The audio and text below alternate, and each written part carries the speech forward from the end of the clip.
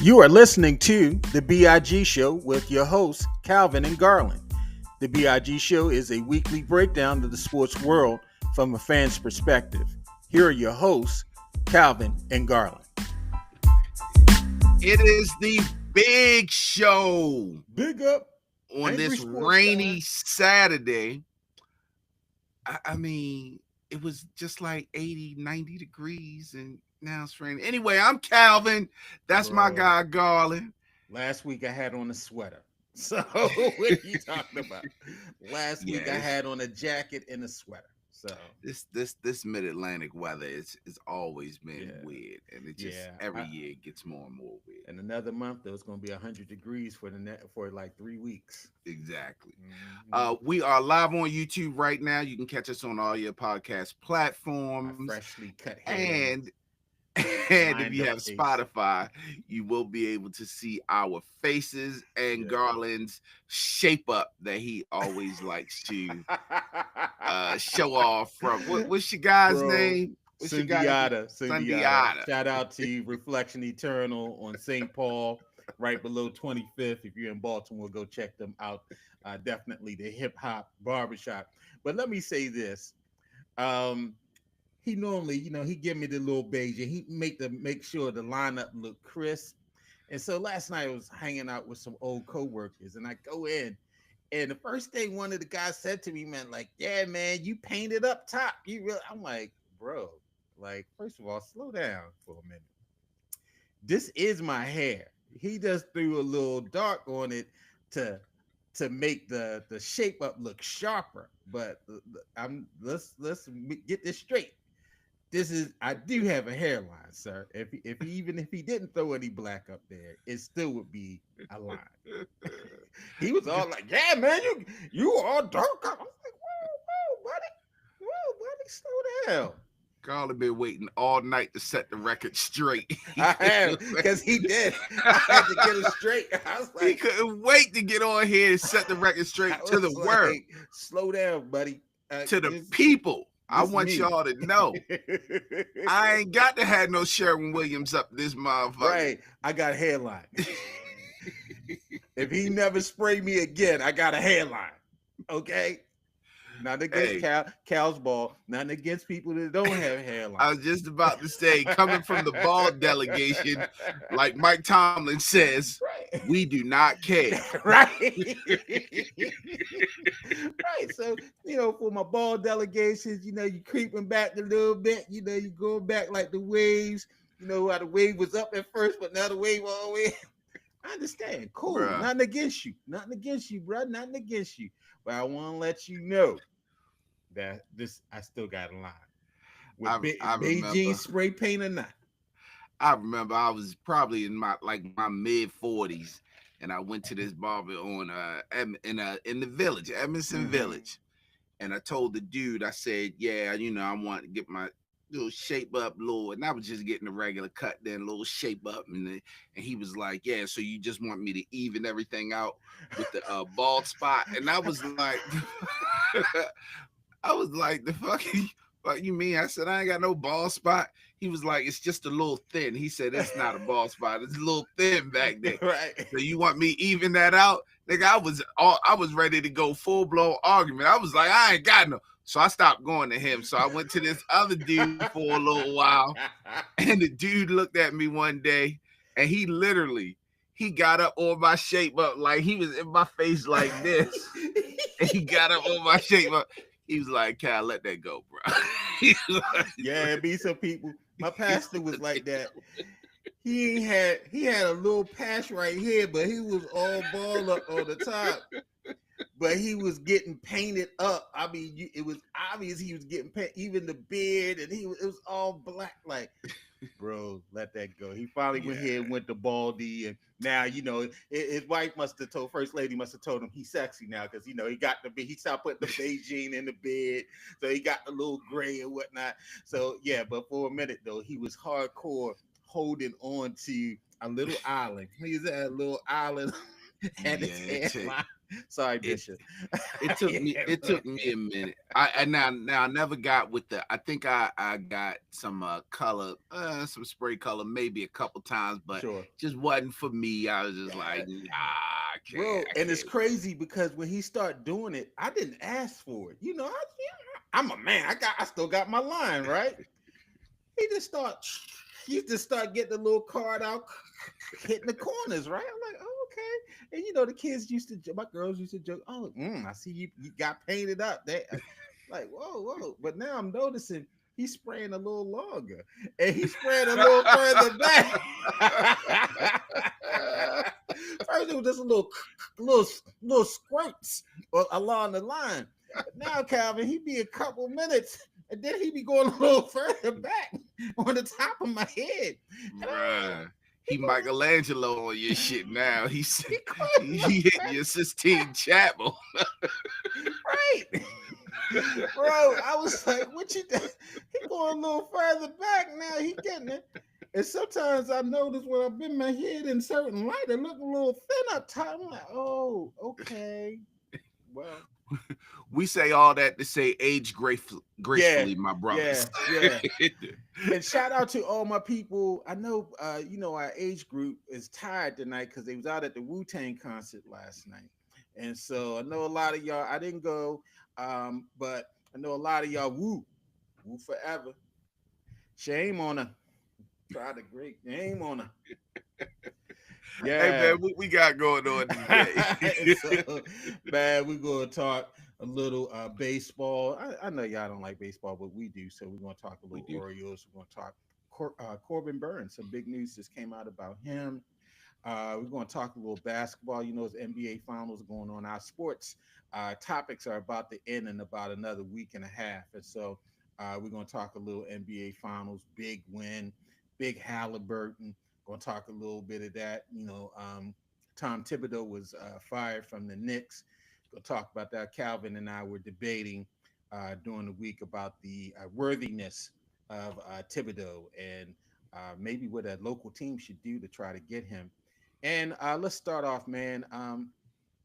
Old dude signed with the Steelers.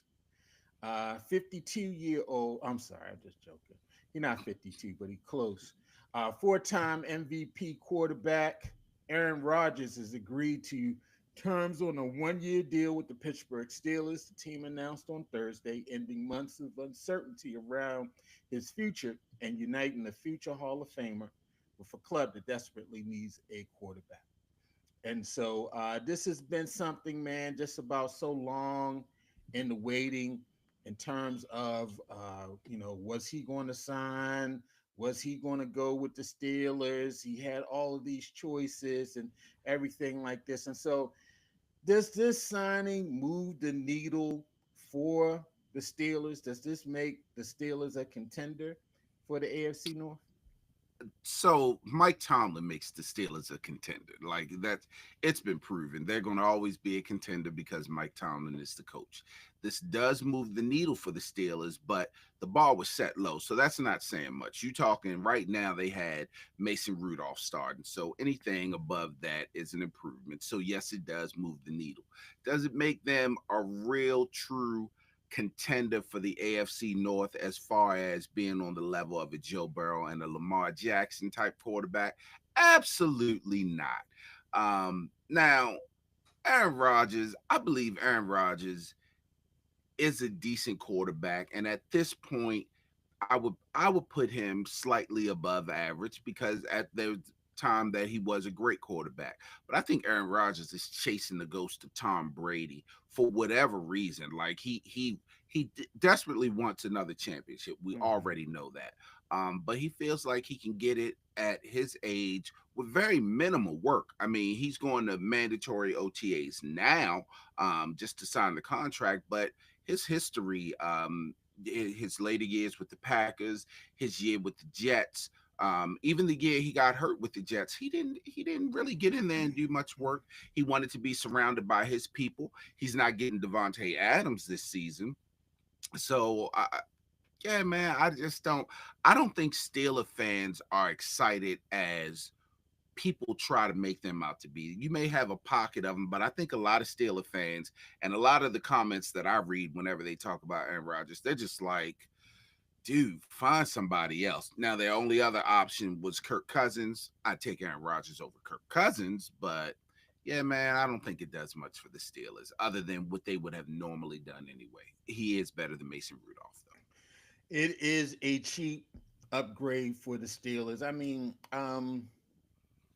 he's had a terrible couple seasons in New York. I mean, he got injured in the first game, the first year there, and then last year he passed for under 4,000 yards, 38.97. He had 28 touchdowns, but he also had 11 interceptions, and he had a 48.1 QBR, which was 25th out of 32 qualified passers in the NFL. We know the amount of drama that he brings with him as well. Although they did go out and get DK Metcalf, they did trade one of their receivers to the Pickens, George Pickens. Pickens. They traded Pickens to the Cowboys. And so I agree with you. Yes, Mike Tomlin's going to get them to 9 wins. They'll be in the conversation. I don't necessarily think he moves the needle to move them to the top. They got a great defense. They still have, in my opinion, the best defensive player in football in TJ Watt, excuse me.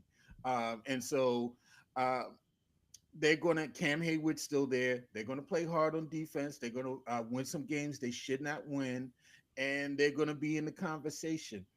Um, I think they probably could have had less drama with Russ and probably with Justin Fields, but both of them decided to go to greener pastures. As a Ravens in this division, I'm like, bring them. It's good. I Absolutely. bring them, bring them in, bring them in. It don't make no difference to us. We slayed. To me, Joe Burrow is the best quarter. No, I'm sorry. He's the second best quarterback. Blasphemous. You Yeah, almost, I almost almost. sinned with my mouth. I apologize. I'm sorry.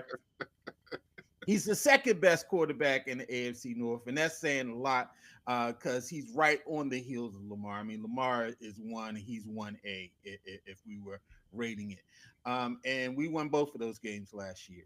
I'm on the Ravens. The Ravens won both of those games last year. we, We we, we our won both of fandom, those games. we. The fans won both of those games last year, and I think he is the second best quarterback in the division. And Flacco and whatever's happening in Cleveland. I know that Shador is the MVP of mini camps and OTAs and everything. Rookie of the year. Yeah, he's rookie of the year in the OTAs. I don't think anybody's ever dropped a pass from Shador.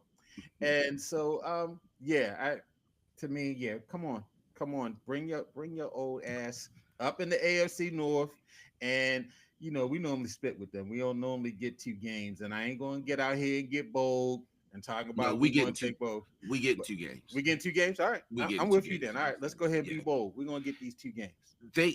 Now I'm with you.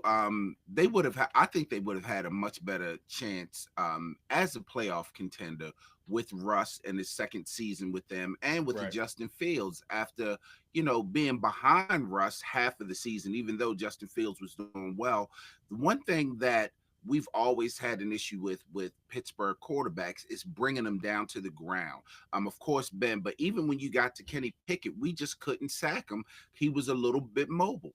Aaron Rodgers is not mobile at all. Right. Russ was mobile. Justin Fields is mobile. So you got a guy that's really just going to stand back there, and you letting the Ravens defense tee off on him? Oh no. Right. Yeah. And they got cyborgs on the defensive side in this division. I mean, you got Trey Hendrickson, you got Van Noy, you got Myles Owe, Garrett. you got Miles Garrett. Yeah, you got a very strong pass rushers in this. You mentioned TJ Watt being the best defensive player in the game. Well, you got the second best defensive player in the game. What I will argue some days he is the best in Myles Garrett. So, Ben, Aaron doesn't have to face TJ, but you got to face Myles Garrett. Right. And if Trey Hendrickson, if they figure that out, you got to face him.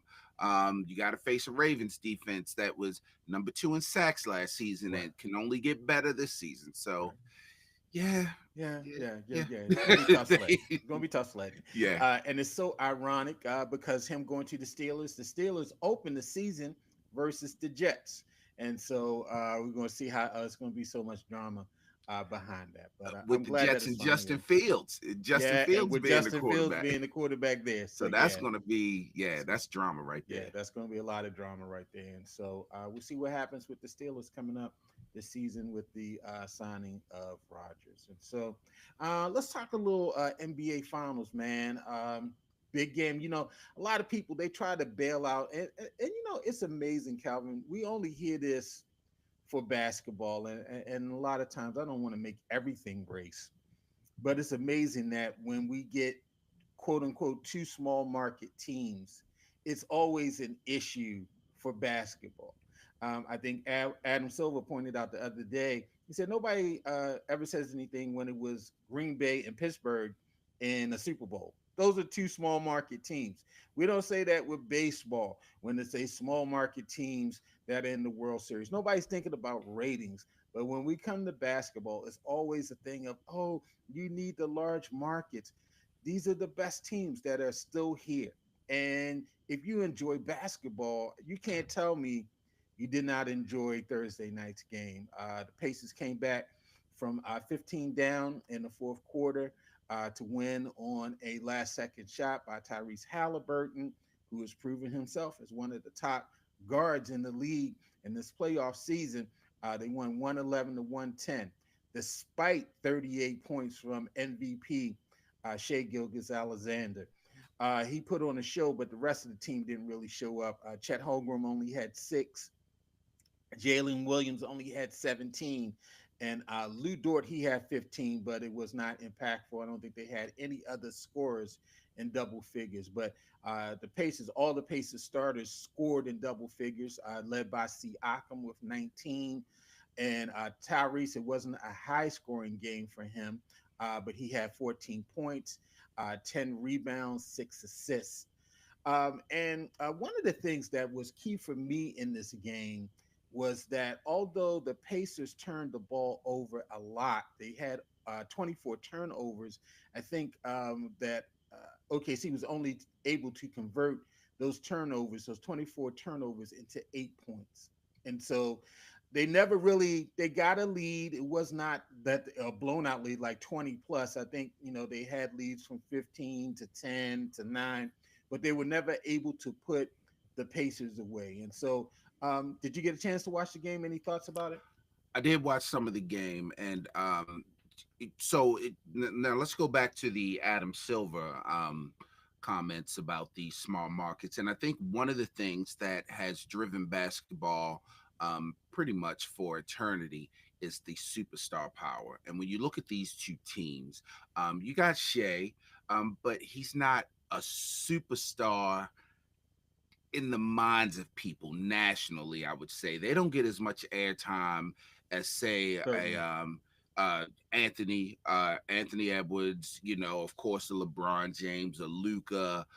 He doesn't get that type of airtime. So nationally, for the casual fan, he's not going to be a draw. And there hasn't been many finals where you don't have someone that is an absolute must see draw, even though he is. And OKC is an exciting team. And you're right. If you're a fan of basketball, this is a great matchup because OKC is just playing great basketball and Indiana is playing great basketball.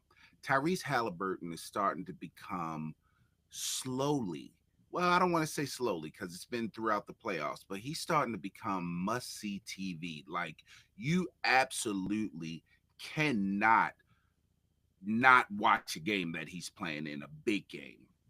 What is this, 3 for him now? 3 Yeah. last minute wins in the playoffs. You mentioned they were down 15. They're also the only team in 172 tries to come back from 9 points down in a finals game and win the game with 3 minutes Wow. left. With Wow. 3 minutes left, and they won that game. So, yeah, man, good game. It's as you expected. Shea is definitely gonna get his. The Pacers are gonna spread out what they do, but you're right. OKC, their other stars didn't play well. And shout out to Siakam. Siakam won the MVP of the Eastern Conference Finals. Yes. We didn't think he would. Neither did Tyrese. Tyrese, if you keep seeing the videos, he was ready to get Yeah, he his was ready to go trophy. get that trophy. But Pascal, we got to remember he has a ring under his belt with Toronto. So, he's not just a uh, average player. He's actually a Right. champion, and he's Right. he's been proving it throughout these All playoffs. star. Yeah, yeah, definitely. I agree with you. I think we're getting to see a star. We can say SGA is a legitimate star. Hmm. Um, I think Definitely. with his performance in the playoffs, I think we can say Tyrese Halliburton is definitely a star. Siakam, he's a unrecognized star because he's been doing the work over the last several seasons since winning the championship in Toronto.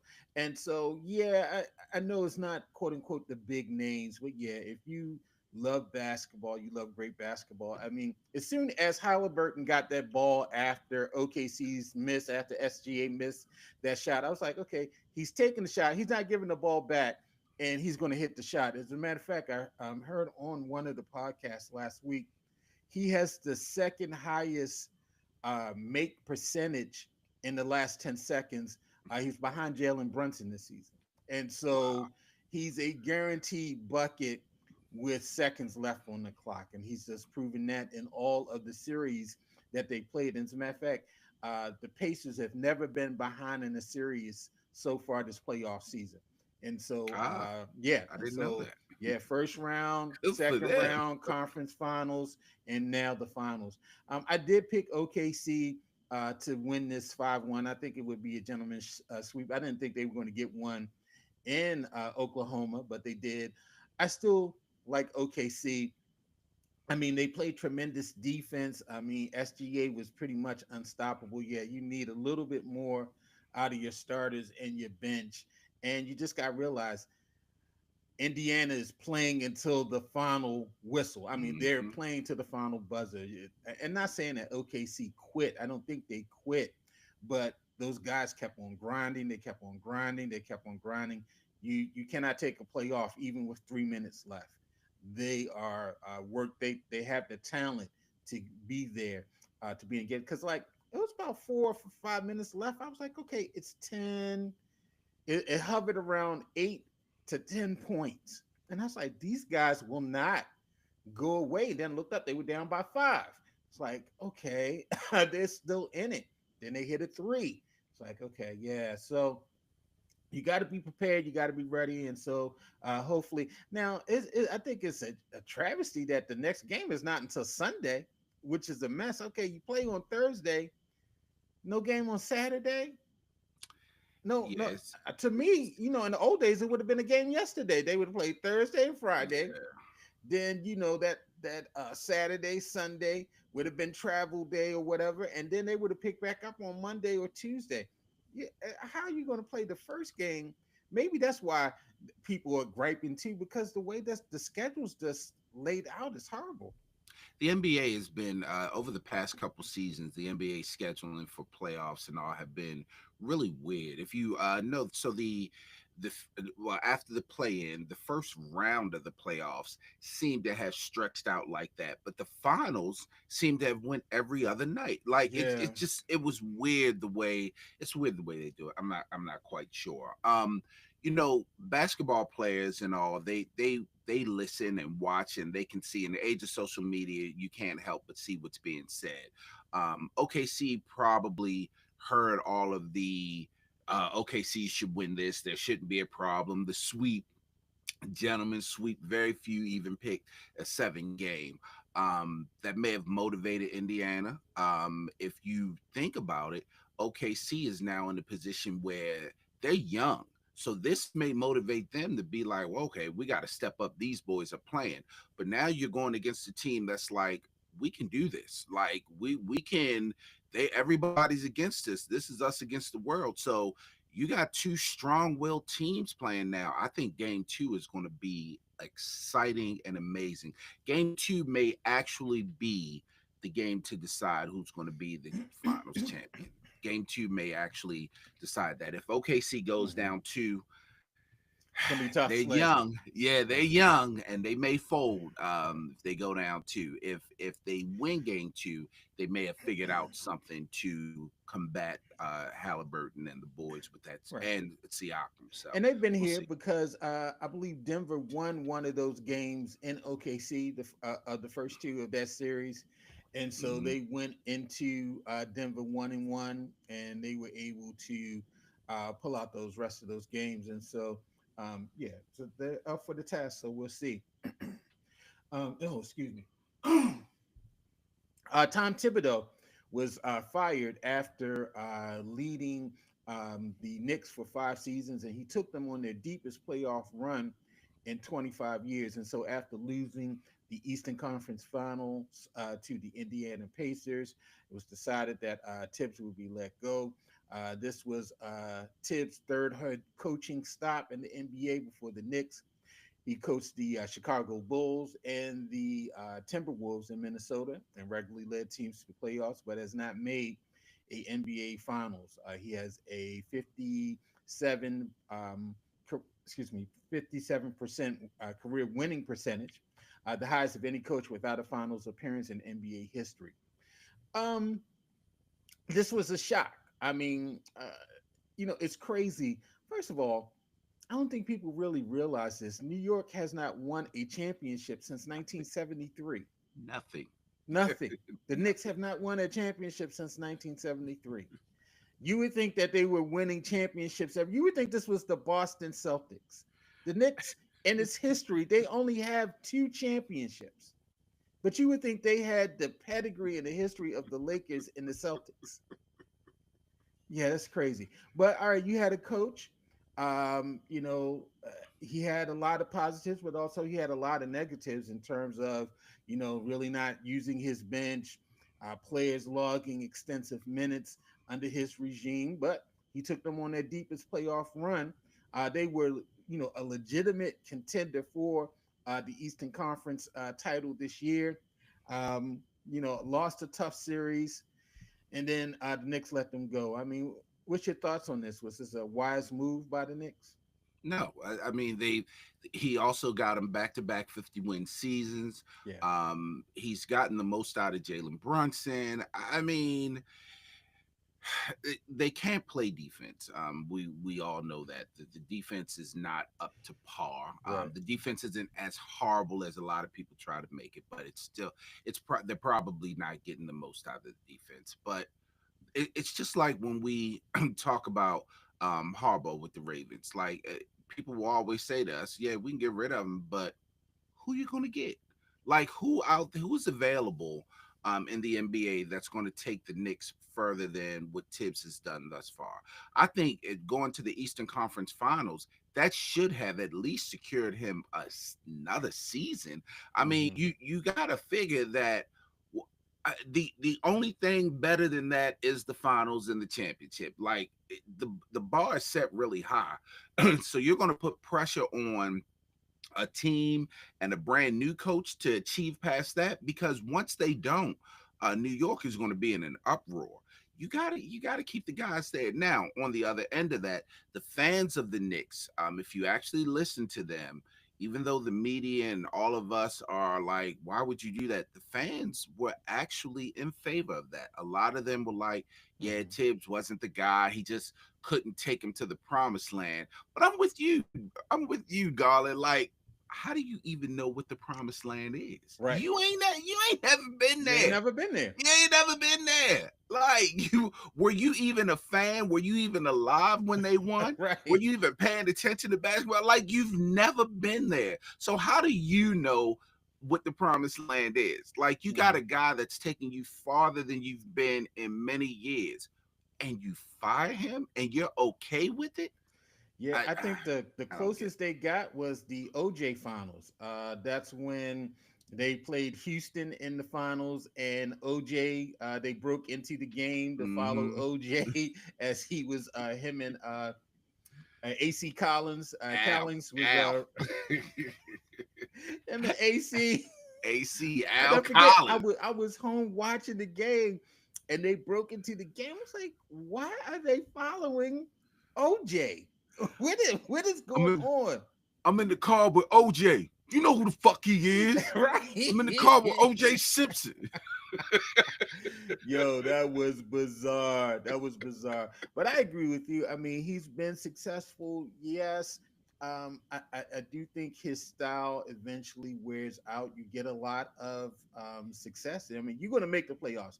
You hire Tom Thibodeau, he's going to get you more wins than you had the previous couple seasons. You're going to make a little run in the playoffs, but it always seems to end bad. I mean, I think Minnesota ended badly in terms of he just wore out the team, and He burnt I him think out, this, yeah. yeah, and I think the same thing happened for him in Chicago. I mean, he had Rose. He had a couple other great players on that team. I mean, he even had what's his face that went to Golden State this year, a Butler. So he had a good young team, but eventually that all gets worn out. And so um, we were talking about this. There's some teams out should jump out and get Tibbs, and you talked about the Wizards should jump out and call Tom Thibodeau. You think that's a wise thing? Yeah, absolutely. Listen, I'm gonna go back to what you just said 10 seconds ago. If you get Tibbs, he's gonna get you more wins than you've ever had, and he'll get you to the playoffs. The Wizards are a fucking mess right now. Like they are Yeah. at the bottom of the barrel. You absolutely now, granted, they have a new coach who's only going into his second year, so you know you would be on the hook for that money. You probably Hmm. want to Right. get him, see exactly what he can do, and I get all that. So Right. you know, with things being equal, let's say that the coaching job is available and you are open to getting a new coach in Washington, you absolutely call him. I think you call him anyway just to see what his interest may be. Because if he shows some interest in coming, you got to look at your new coach and say, yeah, man, it's been real. Right. Whatever we owe you, we'll pay you, but you got to get him. Another thing you need to do, another thing about basketball and all sports is you got to fill the seats. You got to make your destination interesting. Right. And a lot of people go to you. You have your diehard Wizards fans, but a lot of us that are not diehard Wizards fans will go down there because we want to see other players from other teams. You want your fan base to be excited about your team. And right now, your Flyers have what's his Jordan what's from Golden State that got punched in his Oh, face Jordan by Poole. Draymond. Jordan Poole is on your Flyers. Right. I Yeah. mean, you get Tom Right. Thibodeau, and you That's might even be able to attract an right. all-star or two from just by having Thibodeau on your team. So, I mean, yeah, the Wizards really need to You at know, least see what's happening with him. you're convincing me. You're about to almost convert me because I was on the opposite end of You this. were Like, absolutely on the no, opposite end. no, no, they ain't got no players. They can't get free agents. Why would you go there? Now, if I was Thibodeau, if I was in Thibodeau's spot, That's they would have to overpay me. Only way I would go there if they just give me carte blanche over right. the whole organization. I can be the GM, so that I can buy the groceries. I can coach them up. I can be the coach, and I can, do all those things. That's the only way I would go there. I would not go there to be under a general manager. Y'all had to give me total 100% control over basketball operations. And I don't know if Tom Thibodeau is the coach that you should give 100% control of your basketball operations. I mean, he had it in Minnesota. He didn't do well with it there. I don't think he had it in Chicago. And so I'm not sure if he's the coach that could do that. Yeah, you're going to get some wins. He's kind of like, and I said this in the text line. He's the Buck Showalter of NBA coaches. You're going to win. You're going to get to the playoffs. but you ain't gonna win no meaningful games. And you And might not, but at yeah. least you can get Yeah, better you're than going to what you draw. are. I mean, hey, look what Buck did for baseball for those couple years in Exactly. Baltimore. Nobody was going to the Exactly. games. Nobody cared about the Baltimore Orioles. When they hired Buck, it was a buzz in town. Then they made the playoffs 3 straight years. They was up in there in the AL They East. started getting some They started getting players. some players. We made the not they don't call it the conference finals, but you made the ALDS, and then you made the American League Championship Series Mhm. ALCS, which they lost to Kansas City.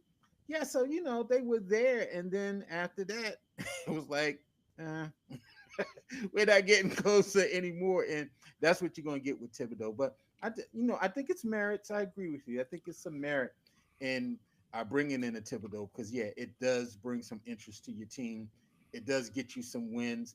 I don't, in the current state of the organization, they would probably need to make some moves to get me a couple vets if I was Thibodeau Right. before I come in there because it's Yeah. it's a Yeah. completely young squad, and so all right, you convinced me. All right, I take back all of my angriness. I got called angry sports guy this week in the text line because it seemed like I was against everybody's ideas, and so Well, I will say we had to clarify the angle we were looking from. You were right. looking from Tibbs' angle because I'm you looking kept from the saying, Tibbs angle. if I'm Yeah, Tibbs, why would I go there? And I kept saying to you, I don't know why you would go there, but right, if you're the Wizards, you still going to get that call. I'm right. going to call you. Like, Yeah, yeah, so yeah. we were looking If at I'm two different Tibbs, angles. I would be like, hey, would you give me 100% control of basketball operations? And even with that, if I'm the Wizards, I'm like, well, shit, we've tried everything else. Right. Why not try Ted this? Ted Leonis. I mean that it, Why it not? y'all tried Jordan, it didn't work.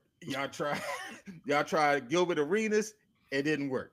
And Scott so Brooks did work. I did have to go back and take a look. Scott yeah, Brooks he did well. didn't do too bad. He Yeah, didn't do he too didn't do bad. too bad. So Y'all had John Wall. I mean, it's crazy. Every now and again, the Wizards happen to fall into good players, but it never sustains. I grew up a Bullets fan, and so I do remember the last championship that they won against, which was then the Seattle Supersonics, and that was in '77. They made it back to back years, 77 and 78. They won in 77. Then they played the Sonics again in 78 and they lost in 78. And they haven't been relevant since then. But yeah, there's always just been this. They never draft well. They always they get never. snake bitten. They had the highest percentage going into the lottery of getting the number one pick, and they end up with the sixth pick and not the first pick. And so that's just the life of the Wizards. And so we'll see what happens there with them and what happens with Tibbs. My guess is he's probably going to be out of basketball this season, and we might see him in another year or two, probably back in the league somewhere. Hey, possibly in Washington. You never know if Calvin gets that job down Hey, listen, not Calvin, because I don't care. I'm just thinking he should go there. I'm a Lakers fan. Shit. right, right, right. All right. All-star right-hander Corbin Burns of the Arizona Diamondbacks, last year of the Baltimore Orioles, is set to undergo Tommy John elbow surgery, ending his season early in the first year of a 6-year, $210 million contract. The decision was made with a lot of people weighing in, said the manager, Tori Lavulo, that the surgery will probably be scheduled next week with the team physician of the Los Angeles Dodgers. And the announcement came 3 days after the Diamondbacks put Burns on the 15-day disabled list or injured list with right elbow inflammation. The 30-year-old, his most recent start with Arizona, leading 3-0 in the top of the fifth in the inning Sunday against the Washington Nationals. After allowing a single to C.J. Abrams with 2 outs, he gestured towards the dugout with his glove and yelled in frustration. He had allowed a run in 4 hits in 4 and 2/3 innings. This season, he is 3-2 with a 2.66 ERA and 11 starts this season. And so, we wanted Burns back here in Baltimore. There was a big debate on if he should have got the big contract. Mostly everybody with some sense would say that the Orioles should have overpaid him to come back.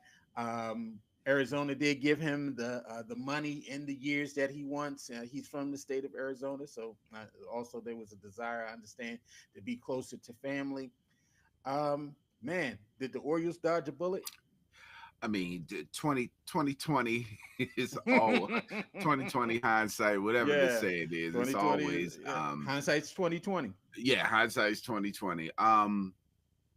Yeah, I mean, there's no doubt about it. We dodged the bullet. It's a shame to say it that way, but especially with the state of the Oriole injuries this season, and with the way the middle relieving and the bullpen were doing, and the hitters were doing, he may have caught that elbow inflammation way earlier. Because the Right. Orioles probably would have kept him in a lot longer. Um, so yeah, I mean, wish the best for him. I don't want to say glad we didn't do it.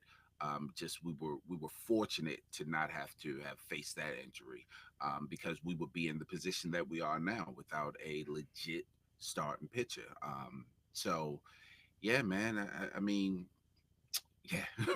Yeah, I don't yeah. I don't want to be I don't want to be insensitive, but Right. yeah. So Yeah, I agree with you. Hindsight is always 2020. I mean, I think they should have signed him. I mean, and he just would have been on our roster with Tommy John, and we just would have been waiting for him to come back. I mean, we already have one of our number one pitchers had Tommy John, and we're waiting for him to come back. And so these pitchers break down. That's what they do now. And so we just can't tighten up on the money on top of the line pitchers because of the possibility of them breaking down. I mean, he had been pretty durable up to that point of this season, and there's no reason to believe that he won't be durable after the surgery and his recovery and comeback. And so I still think the Orioles should have took a more legitimate run at signing him. Yeah, it's unfortunate that he gets the big money.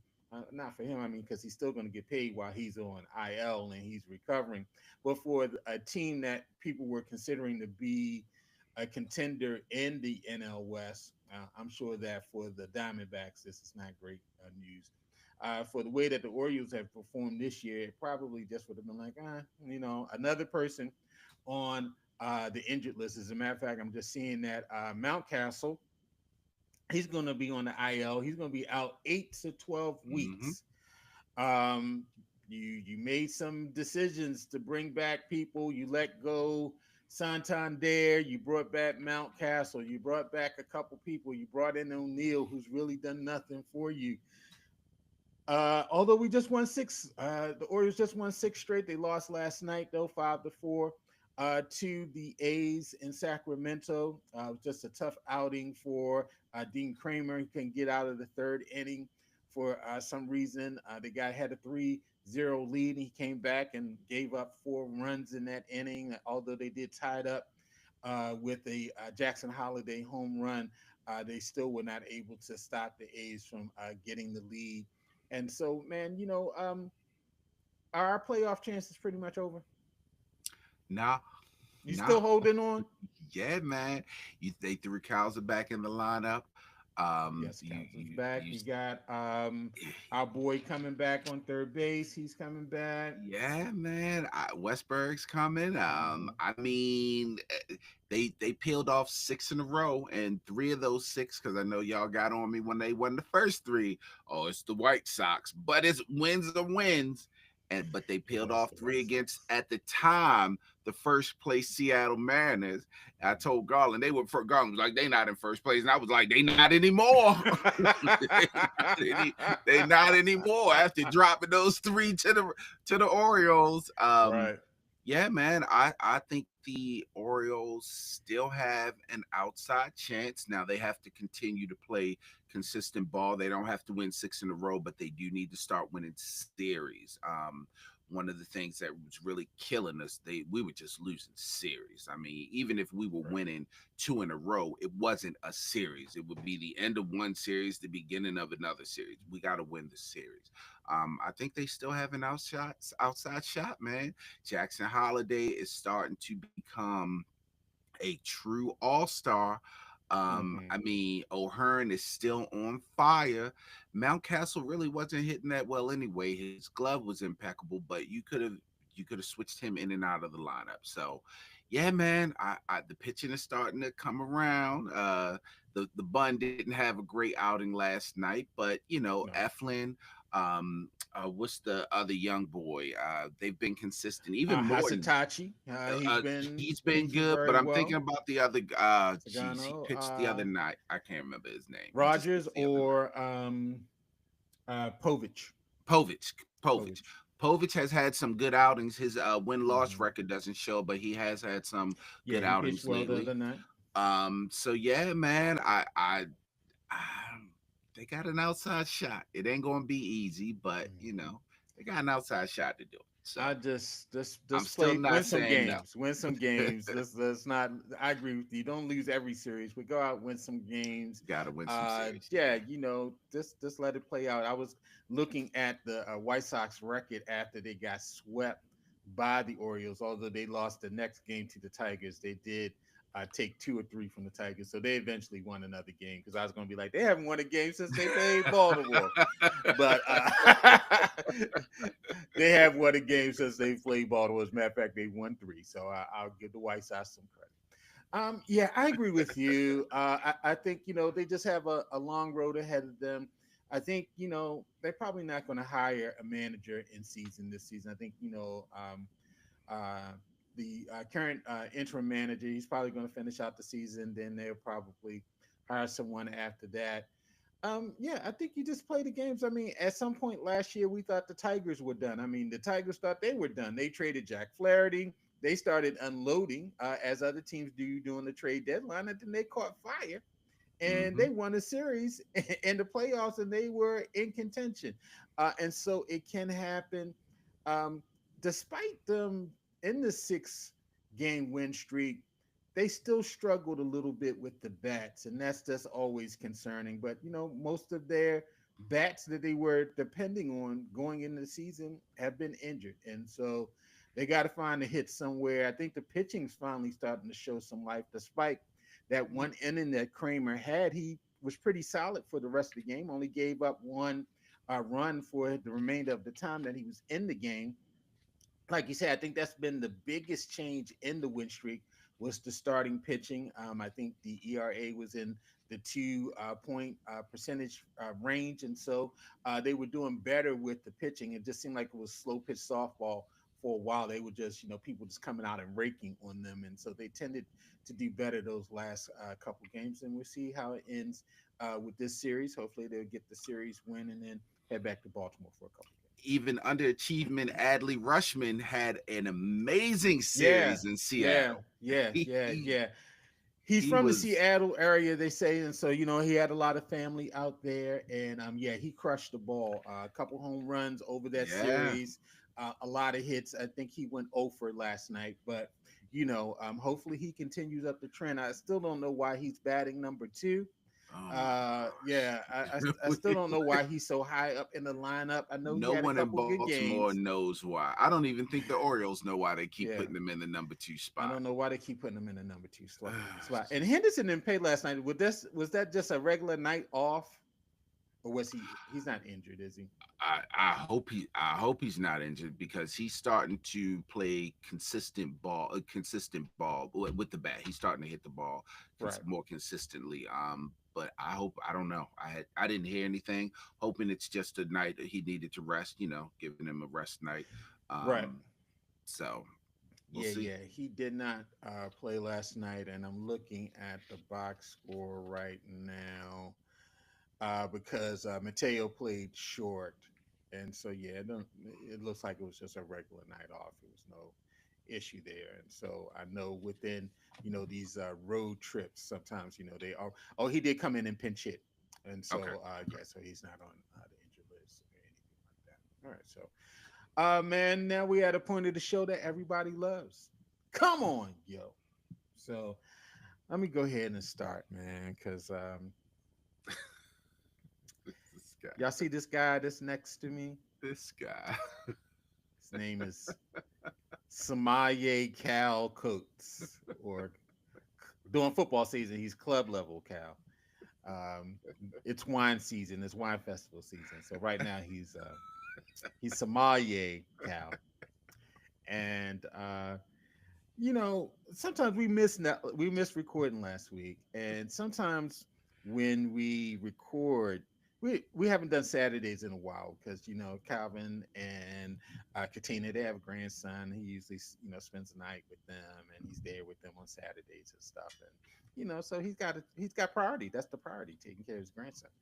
And so he has freedom. The landlord said that we could record this morning. He doesn't know. We're sneaking to do it. Hopefully, you don't see this posted until tomorrow. And so Calvin says to me, "Hey man, let's record. I want to record early." So I said, "Oh, okay, okay." He said 9 o'clock. Okay, cool.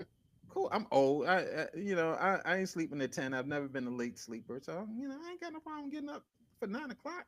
Matter of fact, I had to get up for something else.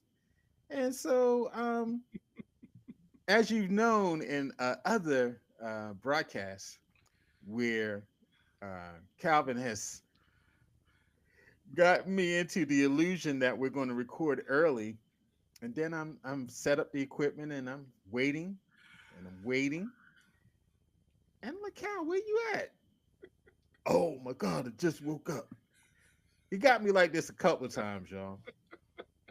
So I said today, I said, I ain't gonna turn on the laptop. I ain't gonna set one light up until I get confirmation that he is up. So I sent him a little meme, Lawrence Fishburne from School Days. Wake up! If you ever seen School Days, wake up! That That that that Dunlap.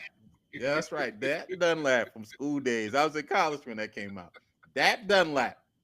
And so Calvin responded. I want to read the actual text. Let me pull it bruh. up. Really? Yeah, Really? really, really. Really? So I hit him with the wake up, y'all. I hit him with the wake up about 8:16 a.m. Response comes in, not too far, 8:27. Bro, I just got up. I'll have it fired up at 9:30. Now, I mind you, y'all. I'm gonna go back to the previous text. Really? Bro, I'm trying to record at 9. He's got 4 exclamation points behind it. I'ma be up and ready. This is what he said, y'all. It's right here. I'm gonna let y'all show I ain't making it up. Bro, really? The receipt show?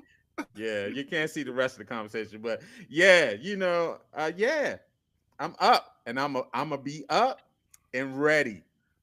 And me, dumb me. I'm like Charlie Brown and Calvin's like Lucy with the football. I'm up and I'm ready and I'm waiting, ready to kick the football.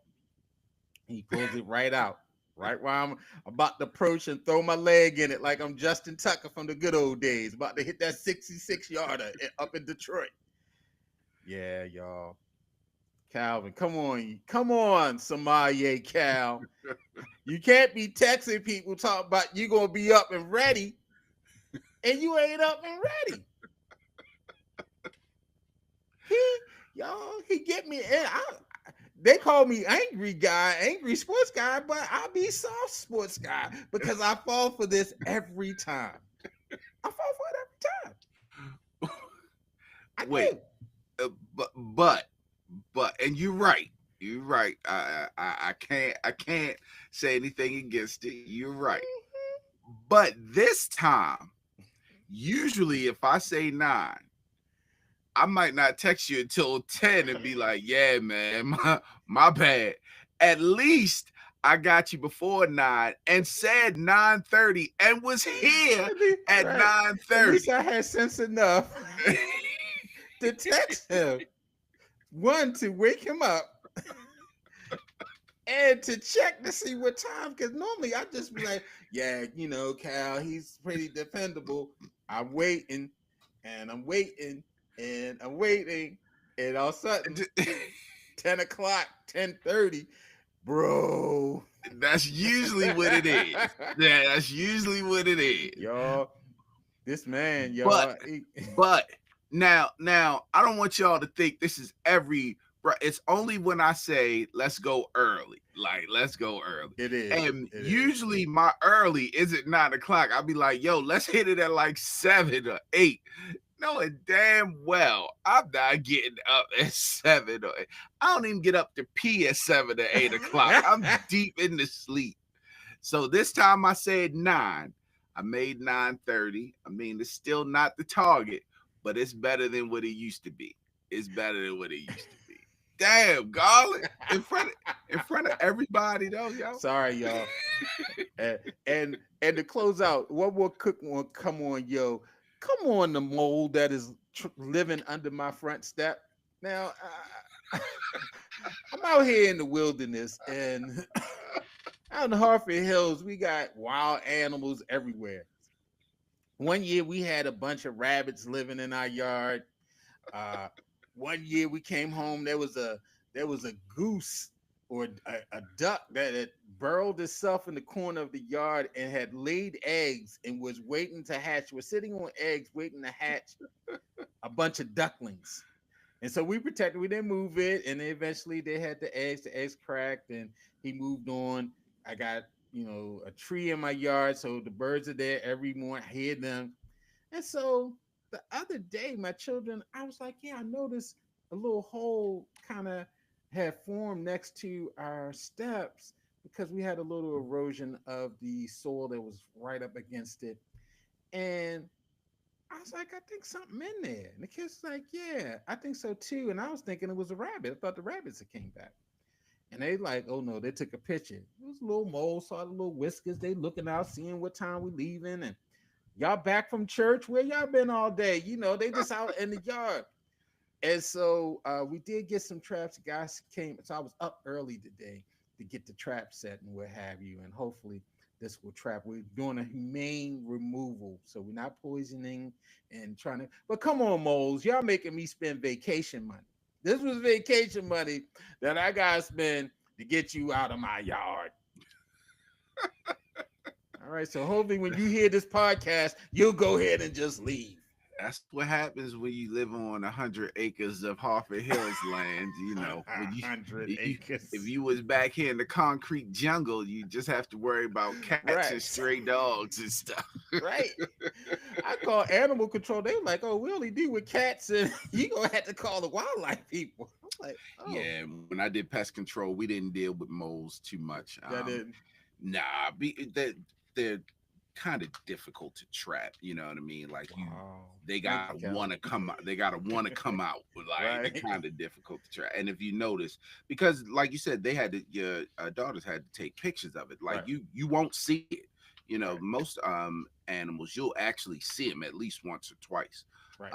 Yeah, they're kind of difficult. They're incognito. So Mm-hmm. yeah, we wouldn't always be humane in the way. Anyway, moving Right. on. Moving So on. we're gonna see that we're going humane first. If the mugs don't come out, then we're gonna have to go inhumane. So don't come from me. Sorry, It sorry, should only Peter. just be one. It's usually only one. Moles aren't they I saw really aren't two. social creatures. There are two of them? Yeah, saw two. Ah, okay, Saw okay. two.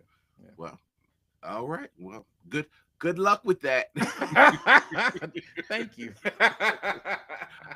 My come on, yo, is I'm starting to get mad at you American citizens. Ooh, coming for So America. I'm sure we've heard that Bill Gates is over the next so many years giving away all of his wealth. I don't know how true the portion of Africa is, but apparently it's been, uh, I don't want to say reported, but it's been floating around that a portion of his money is going to Africa to help them build up that country. Now, of course, a lot of just if you don't know, Bill Gates has said he's going to give away his wealth over time, and a lot of it is going to be focused on vaccinations and infrastructure, things just to help the Mm-hmm. world get better. And a big portion of that, well, it wouldn't be a big portion of him because he has billions, but I think the what I read was 200 million, maybe going to Africa to help them. Again, I don't know how true that is, but here's where my beef comes in. Once that was listed, you get a bunch of people under there saying, well, what about America? Like, why are we so worried about other places, other countries, and not here? We have people here that we can help with that money, this and that, this and that. I don't even look at it in the racist side because everyone thinks of Africa as just being all black, even though it's not all Mhm. black, but everyone thinks of that. What I look at is that why are we constantly holding citizens to a higher standard than we are the people that we've elected to take care of our country? Like, come on, yo. You worried about you telling Bill Gates what he should be doing with his money when you have elected officials that are purposely not taking care of people. You have an administration now that holds grudges, that are telling states and other municipalities, if you don't do this, we will not give you any funding. So why are we holding private citizens that have earned their own money to a higher standard than elected officials, people whose job it is to take care of us? Come on, yo. That Yeah. shit pisses me off so much. You have all this smoke for Bill Gates or any other person that wants to give away their money or wants to help anyone. You have all this smoke. Well, they should be doing more or this and that. Well, you have a government that has a tax code and a new tax bill coming out that are really helping them to keep their money. Why aren't we holding them to a higher standard? Where is the outrage with the, well, why aren't we getting more? I see your little protests here and there. I see your little we're not standing for it here and there. But I don't see you storming the Capitol. You stormed that motherfucker when another president came in there. Why aren't you storming the Capitol because they're taking away your benefits? Why aren't you storming the Capitol because your tax money is getting raised? Why aren't you doing that? But no, Bill Gates is the easy target. Instead of him being a humanitarian, which by the way doesn't mean that you're a humanitarian just for America. A humanitarian can be a humanitarian for the entire world. He is a global humanitarian. And it doesn't necessarily mean I agree with him, but I want to shift my focus. If I'm going to hold someone accountable for taking care of this country, I'm going to start with my elected officials, the people that I voted for, the people that are getting paid to work in my best interest. And if they're not doing that, they need to be held accountable and they need to be criticized. Come on, yo. Stop throwing this anger to people that don't deserve it. Focus your anger on people that, if the government was doing everything that they were supposed to be doing, and then you wanted to throw your anger to someone else, I get it.